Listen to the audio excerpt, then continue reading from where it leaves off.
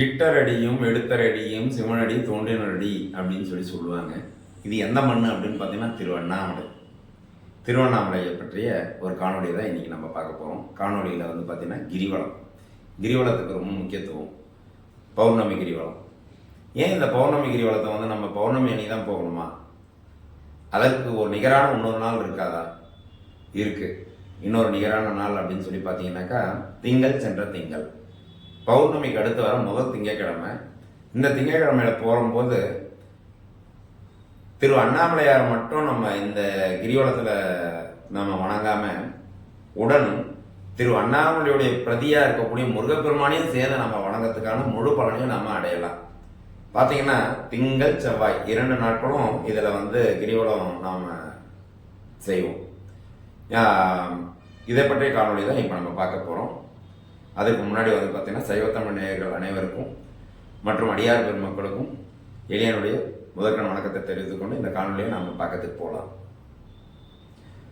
ஒரு கோவிலுக்குள்ளே போகிறோம் அப்படின்னாக்கா அந்த கோவிலில் வந்து பார்த்தீங்கன்னாக்கா வணங்கணும் அப்படின்னு சொல்லுவாங்க. கோவிலுக்குள்ளே போகிறதுக்கு முன்னாடியே வணங்கணும் அப்படின்னு சொல்லுவாங்க. ஞானசம்பந்த பெருமாள்லாம் வந்து பார்த்தீங்கன்னா திசையை வணங்குவார், ஊர் எல்லையை வணங்குவார், அதுக்கப்புறம் ஊருக்குள்ளே அந்த வீதியை வணங்குவார், திருக்கோயில் உள்ள வீதியை வணங்கி திருக்கோயில் உள்ள வாசலை வணங்குவார். அதற்கு பிறகு உள்ளே போயிட்டு ஒவ்வொரு கடவுளையும் வணங்கிட்டு தான் கடைசியில் சிவபெருமானை வணங்குவார். வணங்குதற்கு இத்தனை முறைகள் இருக்கு. அந்த மாதிரி வகையில் வணங்குதல் அப்படிங்கிறத வந்து முதல்ல நம்ம தெரிஞ்சுக்குவோம்.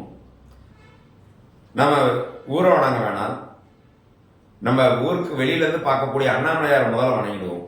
மலையை வணங்கிடுவோம். அதுக்கப்புறம் கோவில் வாசலுக்கு போவோம். கோவில் வாசலுக்கு போகும்பொழுது வாசலில் முதல்ல விழுந்து சாஷ்டாங்கமாக விழுந்து நம்ம வணங்கிடுவோம்.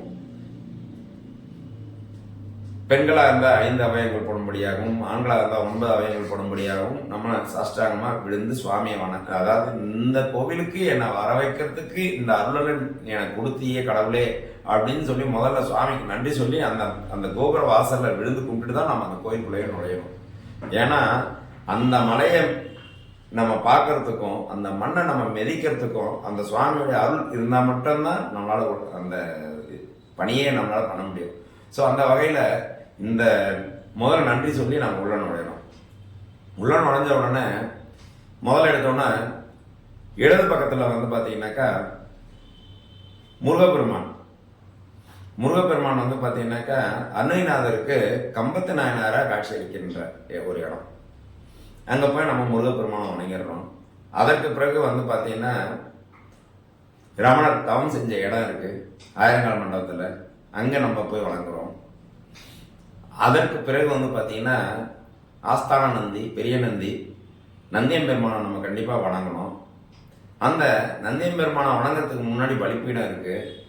அந்த பலிப்பீடத்தில் வந்து பார்த்தீங்கன்னாக்கா நம்மளுடைய அத்தனை கெட்ட எண்ணங்கள், அதாவது வந்து பார்த்தீங்கன்னா வினைகள், மலங்கள் அப்படின்னு சொல்லுவோம். இதை எல்லாத்தையுமே வந்து நம்ம அங்கேயே விட்டுடணும். ஒரு நிராயுத பாணியாக ஒரு வெற்ற நமக்குள்ளே எந்த ஒரு நினைவும் இல்லாமல் சுவாமியே நமக்கு முழு நினைவாக நினச்சிட்டு உள்ள நுழையணும். அப்படியே பார்த்தீங்கன்னா ஆகாசத்தை நோக்கி இருக்கக்கூடிய கஜஸ்தம்பத்தையும் வணங்கணும். இறைவன் அந்த மாதிரி ஓங்கி நிற்கின்றான் அப்படிங்கிறத உதாரணப்படுத்துறதுக்கு தான் அந்த கஜஸ்தம்பம். பார்த்தீங்கன்னா அதோட உச்சியை பார்க்கும்போது ஆகாயத்தை பார்ப்போம். இறைவன் அங்கே இருக்கிறான் அப்படிங்கிறத தான் அந்த கஜஸ்தம்பம் நமக்கு உணர்த்துது. அந்த பெரிய நதியை வணங்கின பிறகு பக்கத்தில் வந்து பார்த்தீங்கன்னாக்கா மீனாட்சி சுந்தரேஸ்வரர் இருப்பார். அவரை நீங்கள் வணங்கணும். திருமண தடைகளை நீக்கிறதுக்கான இடம் அது மீனாட்சி சுந்தரேஸ்வரர். அதற்கு பிறகு நீங்கள் அப்படியே உள்ளே போவோம். உள்ளே போனோம்னாக்கா இடது பக்கத்தில் சண்டிகேஸ்வரர் இருப்பார். சண்டிகேஸ்வரர் வணங்கணும். சண்டிகேஸ்வரர் வணங்கும்போது மேலே ஒரு ஓவியம் இருக்கும், சிவபெருமானுடைய ஓவியம். அந்த ஓவியத்தை பார்த்தீங்கன்னாக்கா அதுலேருந்து தண்ணி வந்து பார்த்தீங்கன்னா நீங்கள் எந்த திசையிலேருந்து பார்த்தாலும் அது உங்கள் மேலேயே ஊற்றுற மாதிரி ஒரு ஃபீல் ஆகும். உங்களை நோக்கி ஊற்றுற மாதிரி ஒரு ஃபீலாக இருக்கும். அதை நீங்கள் பார்க்கலாம். அதற்கு பிறகு வந்து பார்த்தீங்கன்னாக்கா உள்ள நுழையிறோம். உள்ள நுழையும் போது இது முறையில் இப்படி தான் வணங்கணும். ஆனால் நாம் இன்னைக்கு கோவிலில் இருக்கக்கூடிய அந்த கியூ வரிசைப்படி தான் நம்ம உள்ள நுழையணுன்றதுனால சில விஷயங்கள் காலத்திற்கேற்ப மாற்றம் செய்யப்பட்டுள்ளது. ஆனால் ஆதியில் இப்படி தான் வணங்கணுன்றது ஒரு முறை இருந்தது. அதாவது எப்படின்னா 63 நாயன்மார்களை வணங்கணும். அடுத்தது 63 நாயன்மார்களை வணங்கின பிறகு சக்தியை வணங்கணும், அம்பாளை வணங்கணும். ஏன்னா அம்பாளுடைய அருள் இருந்தால் மட்டும்தான் சிவபெருமானை நாம பற்ற முடியும்.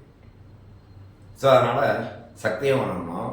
சக்தியை வணங்கின பிறகு தான் இறைவனை போய் வணங்கணும்.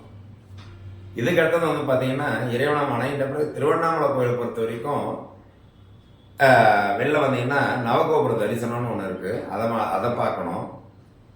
அந்த மகிழ மரத்துக்கு அடியிலேருந்து ஒரு வட்டம் போட்டிருப்பாங்க. அங்கேருந்து பார்த்தீங்கன்னா 9 கோபுரங்களும் 4 திசையிலையும் பார்க்கலாம். அதே மாதிரி வந்து பார்த்தீங்கன்னாக்கா கோபுரத்தில் வந்து பார்த்தீங்கன்னா ராஜகோபுரம் வழியாக உள்ளே வரணும். வெளியில் போகிறது வந்து பார்த்தீங்கன்னா அம்மணி அம்மன் கோபுரம் வழியாக வெளில போகிறது ஒரு புண்ணியம். ராஜகோபுரத்துக்குள்ளே நுழையிறதுன்றதும் அம்மணி அம்மன் அம்மா கோபுரத்து வழியாக வெளில போகிறதுங்கிறதும் ஏன் முக்கியம் அப்படின்னா, நாம் வாழ்ந்த காலத்தில் ஒரு அடியார் பெருமக்கள், ஒரு அடியார் அம்மை வந்து இந்த கோபுரத்தை கட்டியிருக்காங்க. அதுவும் சிவத்துடைய அத்தனை அரியற்கரிய செயல்களெல்லாம் செய்யுது. ஸோ இது அந்த அம்மணி அம்மா கோபுரத்தை பற்றி சொன்னால் அது நிறைய விஷயங்கள் இருக்குது. அதுக்குள்ளே அத்தனை மகிமை வாய்ந்த கோபுரம். அதனால தான் பார்த்தீங்கன்னா ராஜகோபுரத்தில் எத்தனை கலசம் இருக்கோ அதே கலசம் தான் அம்மணி அம்மா கோபுரத்துலேயே இருக்கும். இங்கே 13 அங்கே 13 தான் இருக்கும். நீங்கள் போனீங்கன்னா எண்ணி பாருங்கள், இது உங்களுக்கு தெரியும். அப்போ எத்தனை முக்கியத்துவன்றது பார்த்துக்குங்க. ஸோ அதனால தான் வெளில போகும்போது அம்மணி அம்மா கோபுரம் வழியாக வெளில போங்க அப்படின்னு சொல்கிறோம். இந்த 2 கோபுரத்துக்குள்ளேயே இந்த உடலானது உள்ளவும் வெளியவும் போகும்போது அத்தனை திருவாரூரையும் நம்ம பெறுறோம் அப்படிங்கிறதுக்காக தான் இது சொல்ல வரேன். சரி, ஓகே. இப்படி கோயிலுக்குள்ளே போய் கோவில்லேருந்து வெளியில் வர்றதை பற்றி நாம் இப்போ பார்த்தோம். இதுக்கு அடுத்தது கிரிவலம். கிரிவலத்தில் வந்து பார்த்தீங்கன்னா 8 லிங்கங்கள் இருக்குது. சூரியன், சந்திரன், இது கணக்கில் வராதது 10, ஆதி, முதல், இந்த 2 லிங்கங்கள் இருக்குது. மொத்தம் 12 கோயில். இதுதான் திருவண்ணாமலை நாம் பார்க்கக்கூடிய 12 கோயில்கள், முக்கியமான கோயில்கள். திருநேர் அண்ணாமலையெல்லாம் நாங்கள் கணக்கில் சொல்லலைங்க. இதில் முக்கியமான கோயில்கள் அப்படிங்கிறது இந்த கோவில்கள் தான். சரி, இந்த 12 கோயில்களை பார்க்குறோம். கிரிவலம் அப்படிங்கிறது வந்து பார்த்தீங்கன்னா எல்லாரும் பௌர்ணமிக்கு தான் கிரிவலம் போகணும், பௌர்ணமி தான் கிரிவலம் போகணும் அப்படின்னு சொல்கிறாங்களே. ஏன் பௌர்ணமி தான் கிரிவலம் போகணும்? நல்ல விஷயம்தான். பௌர்ணமியில் கிரிவலம் போனோம்னாக்கா அனைத்தும் பாசிட்டிவ் எனர்ஜி கிடைக்கும். ஏன்னா அறிவியல் பூர்வமாக வந்து பார்த்தீங்கன்னா சந்திரனுடைய சக்தி அதிகமாக இருக்கக்கூடிய இடம் அப்படின்னு சொல்லிட்டு ஒரு 2 இடத்த சொல்லியிருக்காங்க. ஒன்று திருமலை, இன்னும் திருவண்ணாமலை. இந்த 2 இடத்துலையுமே பார்த்தீங்கன்னா சந்திரனுடைய ஆதிக்கங்கிறது ரொம்ப அதிகமாக இருக்கான். யார் ஒருவருக்கு வந்து பார்த்தீங்கன்னா சந்திரன் நீச்சத்தில் இருக்கோ அவனுக்கு தான் வந்து பார்த்தீங்கன்னா நிறைய பிரச்சனைகள் வந்துகிட்டே இருக்கும். அதனால தான் வந்து சந்திரன் உச்சத்தில் இருக்கக்கூடிய ஒரு நேரத்தில் போயிட்டு அந்த இடத்துல நம்ம இருந்தாலே அதனுடைய பலன் நமக்கு கிடைக்கும் அப்படிங்கிறது ஒரு உண்மை. இப்படி அந்த நேரத்தில் நம்ம போகணும். அந்த நேரத்தில் நம்ம போக முடியல அப்படிங்கிற பட்சத்தில் இதற்கு அடுத்தது, ஏன்னா நான் பௌர்ணமி கிரிவலம் அப்படிங்கிறது முக்கியம் இல்லை அப்படின்னு சொல்ல வரல, அது முக்கியம்தான். ஆனால் அதற்கு ஈக்குவலாக இன்னொரு நாளும் இருக்குது அப்படிங்கிறத நான் இங்கே தெரியப்படுத்தணும் அப்படிங்கிறதுக்காக தான் நான் சொல்ல வந்தேன். ஏன்னா நம்ம சுவாமியை வணங்க முடியாமல் வெறும் அந்த கிரிவலத்தையும் நம்ம முழுமையாக திருப்தியாக மனதார நம்ம கிரிவலமும் வர முடியாமல் இப்படியெல்லாம் நம்ம ரொம்ப அவசரப்படுவோம். அந்த நாளை தான் நான் வந்து இன்னொரு நாள் இருக்குது, இந்த நாளை உபயோகப்படுத்திக்கிங்க அப்படின்னு தான் நான் இப்போ எல்லாருக்கும் சொல்ல வரேன். பௌர்ணமிக்கு அடுத்து வர முதல் திங்கட்கிழமை, அதாவது வருடத்தில் ஒரு 2 பௌர்ணமி மட்டும் பார்த்தீங்கன்னா திங்கட்கிழமையிலேயே வரும். அது நாம் வேறு வழியில் அந்த நாளில் போய் தான் ஆகணும். மற்ற நாட்கள் வந்து மற்ற பௌர்ணமிக்கு வந்து பார்த்தீங்கன்னா மற்ற நாட்களில் வரும். அந்த நாளில் வரும்பொழுது அதுக்கு அடுத்து வர முதல் திங்கட்கிழமை, திங்கள் சென்ற திங்கள் இதுக்கு பேர், அன்னைக்கு வந்து நாம் போகணும். இது இந்த போகிற இந்த நிலை இந்த முறை எப்படி அப்படின்னாக்கா சாயந்தர நேரம் நீங்கள் வந்து கோயிலுக்குள்ளே இருக்கிற மாதிரி பார்த்துக்கணும். இரவு பள்ளியறை வழிபாடு முடிச்சு நம்ம வெளில வந்து கிரிவலம் போகும் பொழுது கரெக்டாக 12 மணிக்கு பார்த்தீங்கன்னாக்கா பழனியாண்டவர் சன்னதிக்கு நம்ம போவோம். கரெக்டாக அந்த டைமிங் பார்த்தீங்கன்னா அந்த டைம் வரும். அதற்கு பிறகு 12 மணிக்கு மேலே பார்த்தீங்கன்னா செவ்வாய்க்கிழமை அந்த கணக்கில் வந்து பார்த்தீங்கன்னாக்கா இப்படி திருப்பி வந்துட்டு இருப்போம்.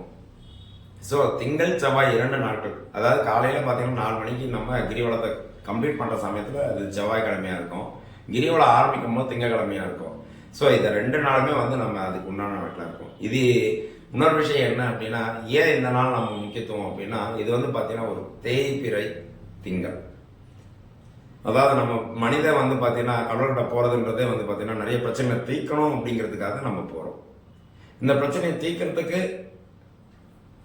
தேய்பிரையில் போகிறதுங்கிறது அவனுடைய பிரச்சனைகள் தீரும் அப்படிங்கிறது. அதாவது தேய்பிரை அஷ்டமியில் வந்து பார்த்தீங்கன்னாக்கா பைரவர் போய் வணங்குவாங்க. அதுவும் வந்து பார்த்தீங்கன்னாக்கா பிரச்சனை தீரணும் அப்படிங்கிறதுக்காக. சரி, இப்போ நம்ம அங்கேருந்து வணங்குறோம். வணங்கி இந்த மாதிரி இந்த செவ்வாய்க்கிழமை தொடங்குற காலத்தில் இப்படி வரோம். வந்து அப்படியே ஈசானிய லிங்கம் வரும். ஈசானிய லிங்கம் வரைக்கும் நம்ம மொத்தம் 12 லிங்கங்களை நம்ம பார்த்து முடிக்கிறோம். முடித்த பிறகு நிறைய பேர் என்ன பண்ணுவாங்கன்னா, ஈசானிய லிங்கம் முடிஞ்ச உடனே அப்படியே ஆட்டோ ஏறி வந்துடுறாங்க. சிலர் நடந்து கூட வராங்க. ஆனால் நடந்தே வந்தாலும் கூட ஈசானிய லிங்கத்துக்கு பக்கத்திலேயே ஒரு நந்தியம் பெருமான் இருப்பார். அவர் ஆஸ்தான, அதாவது மொத்தம் 8 நந்தி 8 கோவில் அப்படின்னு சொல்லுவோம். அதில் வந்து அங்கங்கே நந்தியம் பெருமான் இருக்காங்க. ஆனால் அந்த பர்டிகுலர் நந்திக்கு என்ன பவர் அப்படின்னாக்கா, நாம் சொல்லக்கூடிய விஷயத்த அடுத்த கிரிவலத்துக்கெல்லாம் அவர் நிறைவேற்றி கொடுப்பாரு. இது நான் நிறைய அனுபவபூர்வமாக நான் சொல்லியிருக்கேன். இது எல்லாமே வந்து பார்த்தீங்கன்னா என்னதாலும் ஒருத்தர் சொல்கிறதுக்கு நான் அவங்ககிட்ட சொல்லலை. இப்போ அந்த இடத்த அதை வந்து இப்போ லாக் பண்ணி வச்சுருக்காங்கன்னு நினைக்கிறேன். நிறைய எந்த நேரமும் லாக்கில் தான் இருக்கு நான் பார்க்கும்போதெல்லாம். அடுத்தது அந்த நந்தியம் பெருமானோட நம்மளுடைய வணக்கத்தை முடிச்சுட்டு வரும்பொழுது அடுத்தது ஒரு சின்ன கோயில் இருக்கும். அம்மையப்பர் சன்னதி அப்படின்னு சொல்லிட்டு ஒரு சன்னதி இருக்கும். இதை நிறைய பேர் வந்து அப்படியே பார்த்துட்டு கம்முன்னு போயிடுவாங்க.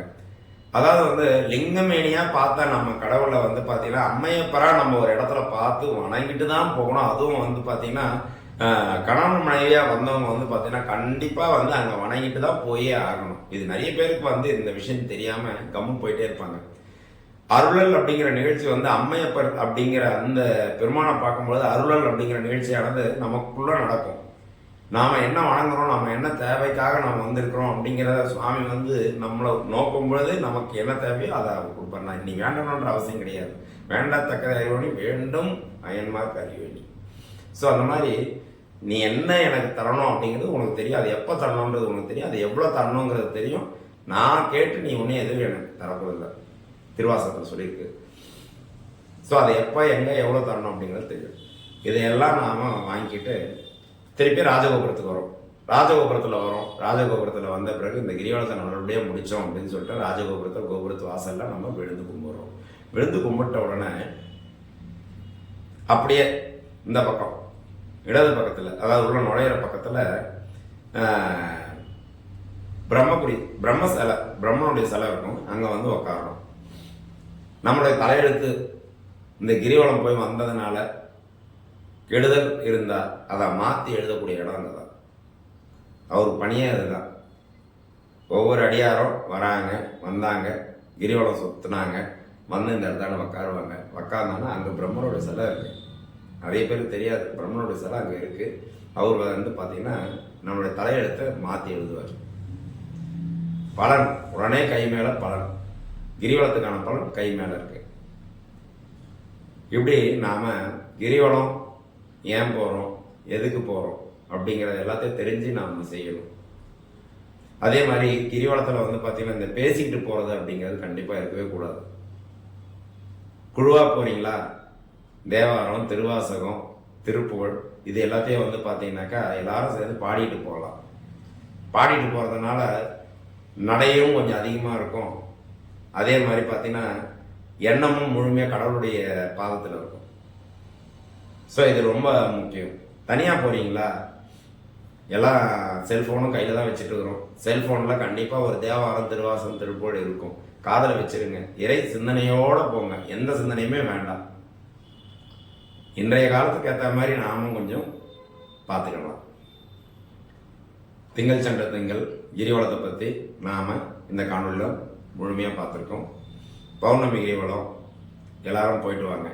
ஆனால் பௌர்ணமி கிரிவலம் எல்லாருமே போக முடியாத சூழல் இருந்தாலும் அந்த பௌர்ணமிக்கு அடுத்து வரும்போது திங்கள் சென்ற திங்கள் ரொம்ப முக்கியமானது. இன்றைக்கி நிறைய பேர் வந்து பார்த்திங்கன்னா பெரிய பெரிய ஆட்கள்லாம் அந்த நாளில் போயிட்டு தான் வந்துட்டு தான் இருக்காங்க. சினிமா பிரபலங்கள் வந்து எத்தனையும் பெரிய ஜாம்பவான்கள் அந்த பர்டிகுலர் நாள் நாங்கள் பார்த்துட்டு தான் இருக்கிறோம். நாங்களும் அந்த நாளில் தான் போயிட்டுருக்கோம். திருவாதிரை திருக்கூட்டம் அப்படிங்கிற எங்களுடைய திருக்கூட்டத்தை சேர்ந்தவங்க ஒவ்வொரு திங்கள் சென்ற திங்களும் சாயந்தரம் ஒரு 6:30 மணிக்கு வந்து பார்த்தீங்கன்னாக்கா திருப்புகழ் பாடிட்டுருப்போம். அதாவது அன்னையநாதர் காட்சி கொடுத்த அந்த இடத்துல அங்கேருந்து எங்கள் கூடயே வந்து பார்த்தீங்கன்னாக்கா உள்ளே போயிட்டு சுவாமியை பார்த்துட்டு நாங்கள் வெளியில் வரும்போது கரெக்டாக மணி 9-9:30 ஆகிடும். வரக்கூடிய அடியார் பெருமக்கள் யாரேனும் வரணும் அப்படின்னாக்கா எங்களுடைய எண் இங்கே இந்த பதிவில் வந்து எங்களுடைய எண் இருக்குது. தொடர்பு கொண்டு எங்கள் கூட நீங்கள் வரணுனால வாங்க. எங்கள் கூட தேவார திருவாசக திருப்புகழ் பாடி சுவாமியுடைய திருவருளை பெறுங்க. எல்லாரும் ஒன்றா போயிட்டு இறைவருளை பெறும். மகிழ்வித்து மகிழ்வோம். இறைவனை மகிழ்வித்து நாமும் மகிழ்வோம். ஆமாங்க, உண்மைதான். திருவாசகத்தை நீங்கள் பாடினீங்க அப்படின்னு பார்த்தீங்கன்னு வச்சுங்க, அதாவது நீங்கள் நின்றுட்டு பாடினீங்கன்னா பக்கத்தில் எம்பெருமான் வந்து தலைகுனிந்து இப்படி வணங்கி கேட்பாராம். நீங்கள் உட்காந்துக்கிட்டு திருவாசகத்தை பாடினீங்கன்னா அவர் உங்கள் பக்கத்தில் நின்றுட்டு கேட்பாருங்களாம். நீங்கள் கீழே படுத்துக்கிட்டு பாடினீங்கன்னா உங்கள் கால்மட்டாண்ட உட்காந்துக்கிட்டு கேட்பாராம்.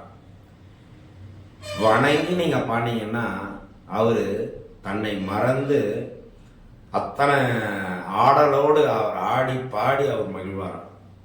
ஸோ திருவாசகத்தையும் தேவாரங்களையும் நாம் ஓதும் பொழுது முழுமையாக இறை சிந்தனையோடு நம்ம ஓதணும் அப்படிங்கிறது தான் நம்ம இந்த காணொளி வழியாக நம்ம சொல்கிறோம்.